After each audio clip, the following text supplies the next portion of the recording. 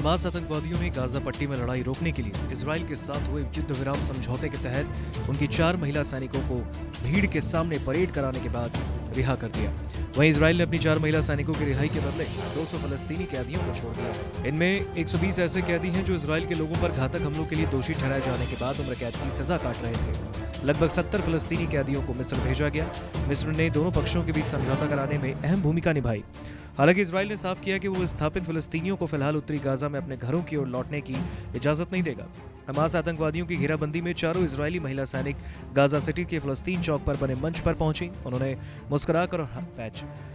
मुस्कुराकर और हाथ हिलाकर चौक पर जुटी हजारों लोगों की भीड़ का अभिवादन स्वीकार किया। इसके बाद उन्हें रेड क्रॉस के कर्मियों को सौंप दिया गया, जो मंच से दूर अपने वाहनों में उनका इंतजार कर रहे थे। दूसरी ओर इजराइल की कारागार सेवा ने बताया है कि उसने 200 फलस्तीनी कैदियों की रिहाई की प्रक्रिया पूरी कर दी है। इनमें इजराइल के लोगों पर घातक हमलों के जुर्म में ताउम्र कैद की सजा काट रहे 120 कैदी भी शामिल हैं। इजराइल ने शुरुआत में 70 फलस्तीनी कैदियों को रिहा करते हुए उन्हें मिस्र भेजा था। फिलिस्तीन में कैदियों के अधिकारों की वकालत करने वाले एक समूह के प्रमुख अब्दुल्ला अल जगारी ने कहा है कि मिस्र भेजे गए 70 फिलिस्तीनी कैदियों में से कुछ अल्जीरिया, ट्यूनीशिया और तुर्की जा सकते हैं।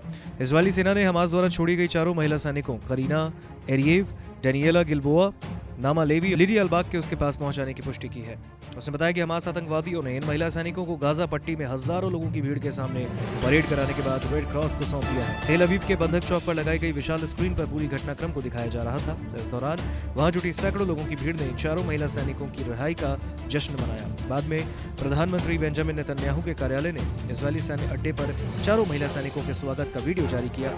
वीडियो में इनमें से एक महिला सैनिक वाहन में सवार होने से पहले मुस्कुराकर आभार जताते हुए नजर आई है। खास बात ये रही कि पहले की तरह इन चारों महिलाओं को भी गिफ्ट के पैकेट दिए गए और इनमें महिलाओं को गिफ्ट में क्या मिला, इस पर सूत्रों के हवाले से बताया गया है कि इन पैकेट्स में कथित तौर पर महंगे नेकलेस, बंधकों के रहने के दौरान उनकी फोटोज और रिहाई के सर्टिफिकेट शामिल हो सकते हैं।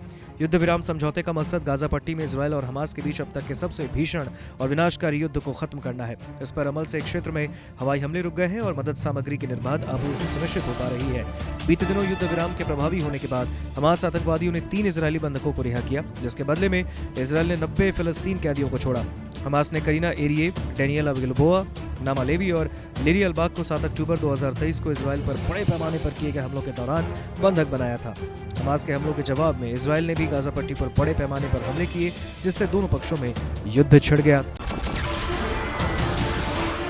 नमस्कार, मैं हूं मानक गुप्ता।